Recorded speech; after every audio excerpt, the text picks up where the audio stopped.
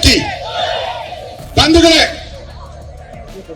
ಈಗ ನಾವು ಈ ತಿರಂಗ ಯಾತ್ರೆ ಮಾಡ್ತಾ ಇರೋದು ಇಡೀ ವಿಶ್ವಕ್ಕೆ ಭಾರತ ಒಂದು ಅಂತ ನಾವು ತೋರಿಸಬೇಕಾಗಿದೆ.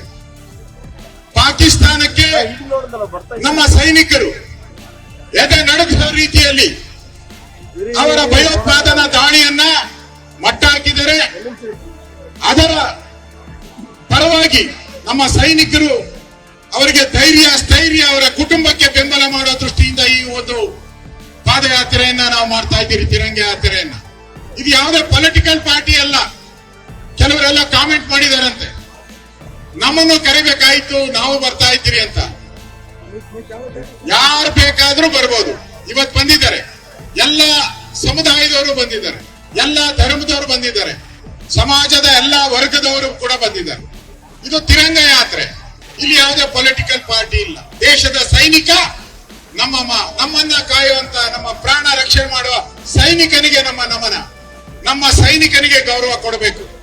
ಆ ದೃಷ್ಟಿಯಿಂದ ಏನು ಅಲ್ಲಲ್ಲಿ ಮಾತುಗಳನ್ನ ಆಡ್ತಾರೆ, ಅಲ್ಲಲ್ಲಿ ಬ್ಯಾನರ್ಗಳನ್ನ ಹಾಕ್ತಾ ಇದ್ದಾರೆ, ಇದು ಒಳ್ಳೇದಲ್ಲ. ಈ ಸಂದರ್ಭದಲ್ಲಿ ನಾವು ಒಟ್ಟಾಗಿರ್ಬೇಕು. ಕೆಲವರು ಹೇಳ್ತಾರೆ ಶಾಂತಿ ಶಾಂತಿ ಅಂತ, ಮತ್ತೆ ಕೆಲವರು ಅವ್ರ ಜೊತೆಯಲ್ಲಿ ಇರ್ತಾರೆ ಯುದ್ಧ ಮಾಡಬೇಕು ಅಂತ.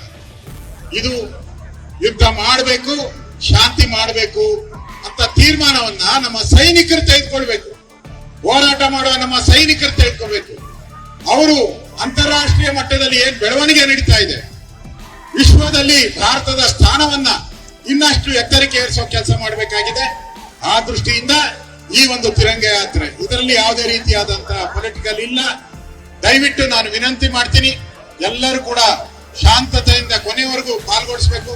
ಇವತ್ತು ಯಾರ್ಯಾರು ಭಾಗವಹಿಸಿದ್ದಾರೆ ಎಲ್ಲ ಯುವಕರಿಗೆ, ತಾಯಂದಿರಿಗೆ ನಾನು ವಿನಯಪೂರ್ವಕವಾದಂತಹ ನಮಸ್ಕಾರಗಳನ್ನು ನಡೆಸ್ತಾ ಇದ್ದೀನಿ.